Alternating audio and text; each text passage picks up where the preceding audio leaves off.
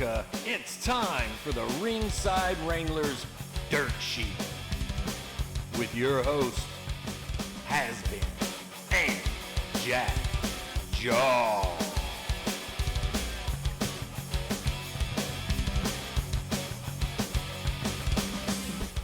What's happening, wrestling fans? I am Jack Jaw. This is the Ringside Wrangler Wrestling Report, known as the Dirt Sheet. This week, I'm doing it solo. Has-Been is MIA, but I'm coming to you bringing the dirt. This week, we've got news on Proprietary Ink. What do you think that would be? We've got who owns a finishing move. We've got the Pebble. We've got Miro shooting on WWE. We've got Underground maybe out and over. We've got the main event at Survivor Series possibly building up to that. We've got frustration at the Clash this past weekend. You know what that was about. We've got an NXT Return coming. We've got no home for Wrestlemania, but as of minutes ago, it looks like it's official. The move is going to happen. And then we've got Hell in the Cell shaping up. It's going to be tight. So let's go to the top of the dirt this week. The dirt comes from none other than Randy Orton. It appears that somebody who did the tattoo on his arm is wanting a little compensation for that tattoo to show up in the wrestling video game. Check it, Punk. Hit that next one. Either way, somebody, everybody wants their money. They said, okay, yeah, you can have the tattoo. You can show it on WWE TV, but you're going to show it on the video game? We want our cut too. So this tattoo artist, none other than Catherine Alexander, she wants her cut. Who knows what cut she wants, but there it is. Wrestling 2K18. That was an old picture, but apparently 2K2021 looks like she wants her cut on the tattoo. There's the artwork she did. I guess everybody wants their piece of the pie. We'll see how that plays out. Watch that in the news. It's just funny. Wrestling WWE is in the news for legal trouble on Randy Orton, of all things, a tattoo. That's crazy. On to the more dirt. We got John Cena dirt. John Cena hadn't wrestled in how long? But guess what? We've got dirt on him. Apparently, there's a story back. Tyler Rex had a finishing move very similar to John Cena's. What did he call it? He called it the FU or whatever. There's some wrestlers right there, all known for their finishing move. You got, of course, Undertaker had his tombstone. You got The Rock with the people's elbow. You got Hogan with his leg drop. You got Big Show with his choke slam. And there's Cena right there with the FU. Apparently, Tyler Rex, there's John Cena doing his move. Tyler Rex had it down too. There was talk back and forth between Rex and Cena. Cena saying, hey, man, don't lose that move. And Rex thinking he's joking about it. But apparently, Rex comes back to the back after a show, and he's pissed. Cena tells him something like, hey, man, I told you to change your effing finisher, of all things. So who owns the finisher? Are you crazy? People are owning finishers. They're owning tattoos. It's just nuts. People need to settle down. Either way, we'll see how that one plays out. Well, that one already played out because Rex is already gone. So John Cena, I guess in his after days, he's not looked upon kindly from the present day talent. On to The Rock. The Rock made news this week. We don't get political on this show. We're just going to say The Rock chose a particular side in the presidential election, and it didn't go over well in social media. There it is. You've got posts going back and forth, this and that. Can't believe this. I personally am a fan of athletes remaining neutral, not saying anything. Like, we don't need their input. We don't look for them for political advice. We look for them to wrestle and entertain, but apparently Rock took it another place, and he's putting out his pick, who he wants either way. But either way, he was quickly attacked, and instead of The Rock, these people are calling him the Pebble. What do you think of that? That's pretty funny. I laughed this week at that one. Check out this next one. Somebody photoshopped his image. They said The Rock, the Pebble. Apparently, they said right when he made his pick of who he was going for, he started looking like me. There he is, hugging The Rock back in the day when he was coming up. Rocky Maivia, The Rock next to his fancy cars, hugging The Rock. There he is. That was a funny quote right there. There's no substitute for hard work. I thought that was kind of ironic because it seems like the side that he's picking, not to get political, is not about hard work. But hey, we'll leave it there. Either way, check him out right there. There he is, from the Rock to the Pebble. I'm saying next show he shows up, he may get some booze. What do you think? We'll see what happens with that one. On to more dirt from the AEW. This sort of is like miniature dirt. Miro apparently is on a talk podcast this week with Chris Van Vliet. I'm not sure how you say his name, but I just tuned in, caught it, where he was talking about his days in WWE. He thought his storylines were dreadful. I thought they were pretty dreadful too. The whole Lana / breaking up of the husband and wife, that was just weak. I was like, you got to be kidding me. This guy went from being a heel to just being a face on a stupid storyline. Crazy, crazy week. But he called him out for it. There he is right there when his wife was hooking up with Bobby Lashley. Weak storyline. It's always funny how storylines end, or when storylines end, the wrestler ends up somewhere else. So there, one more example of it. Miro / Rusev. I guess Vince is laughing all the way to the bank. But either way, he screwed Rusev, if you ask me. Weak storyline. Exit stage left. Miro's now popular in AEW. Rumor had it he got injured that first match he had. I'm not sure what to make of that. I hope he comes back quick and makes a big name for himself and says, screw you, Vince. But either way, we'll see what happens.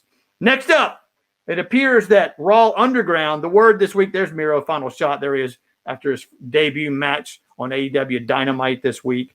But on to WWE news, the Raw Underground little storyline that they're doing with Shane McMahon pitching the matches in the dark in the back with the camera angles shooting all over the place. Word was they were canceling it. But actually, the word actually is the true word, though it may be canceled ultimately, which I think it probably a good route to do cancel it.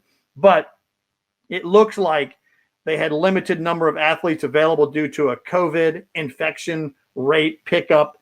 A lot of people tested positive for COVID, which impacted the pay-per-view last weekend. Apparently, it's impacted the ability to do Underground. So they haven't had Underground in the last 2 weeks. So word on the street was maybe it was canceled. I don't think it's canceled. It'll still stick around, but I wouldn't be surprised if it does ultimately get canceled.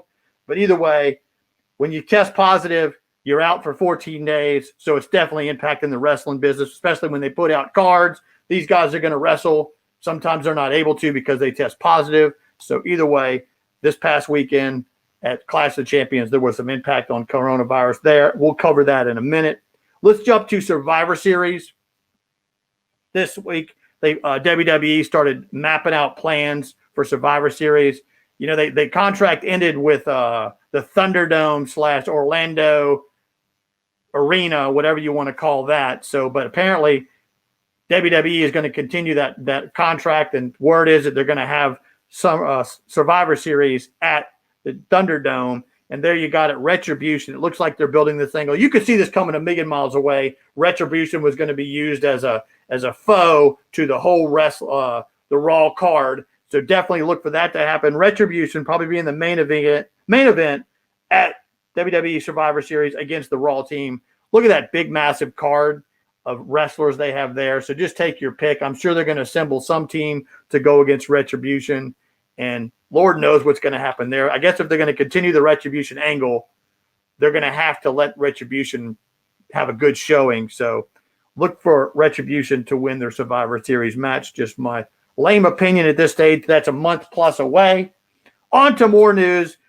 I mentioned it a minute ago, the effect of COVID-19 / coronavirus.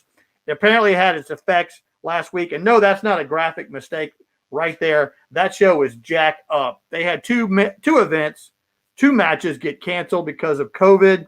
You had the Bayley-Nikki Cross match. You had the women's tag team champion match between Nia Jax, Shayna Baszler, against Liv Morgan and Ruby Riott. That had to get canceled. And word was from Nia Jax, she was pissed because the word from WWE was due to medical reasons. They now haven't been medically cleared. There's Nia Jax giving them the bird because she was upset going, hey, she's medically cleared. She's physically fit, but somebody in the back tested positive, so it prevented her from wrestling. So either way, you got to give it to the people that are putting on these shows in wrestling, that they got to juggle it all the time and make it good. I think overall the Clash of Champions was about a 6 out of 10, the way they pulled it off. But either way, COVID continues to impact the wrestling and all professional sports and the whole world for that matter. either way. Let's jump up to NXT star returning to NXT. We know it's coming. They've teased it. We just don't know who it is.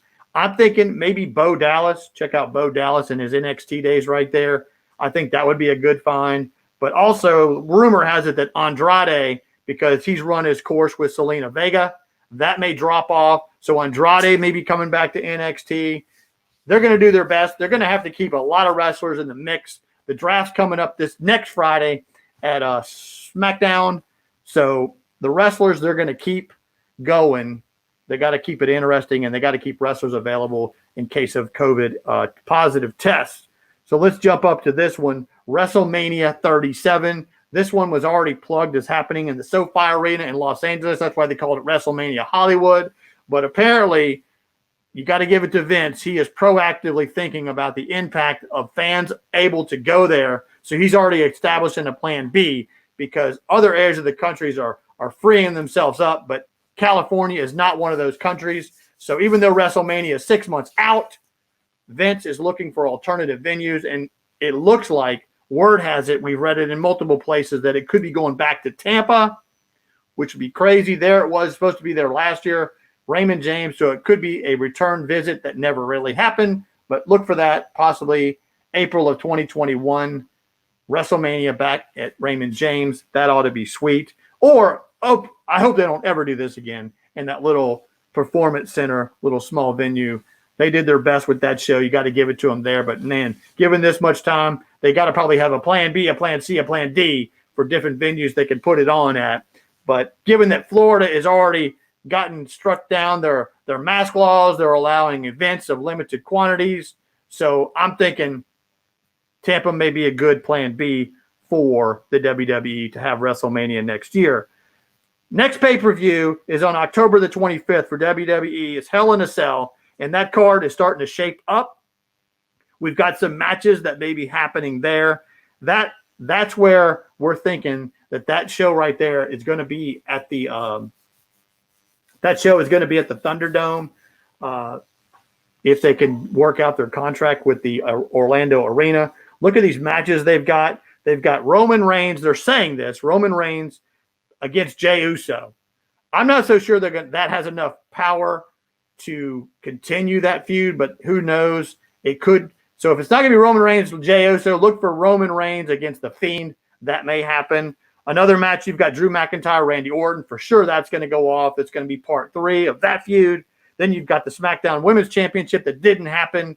Bailey did not defend at Clash of Champions, but she is going to defend at Hell in a Cell against Sasha Banks. That was 2 best friends. Look for that meltdown to happen. And then you've got, there we go, Osaka against Peyton Royce. That'll be good. That's something that they're going to have to build that one up pretty quickly, because Peyton Royce is not in that scene yet.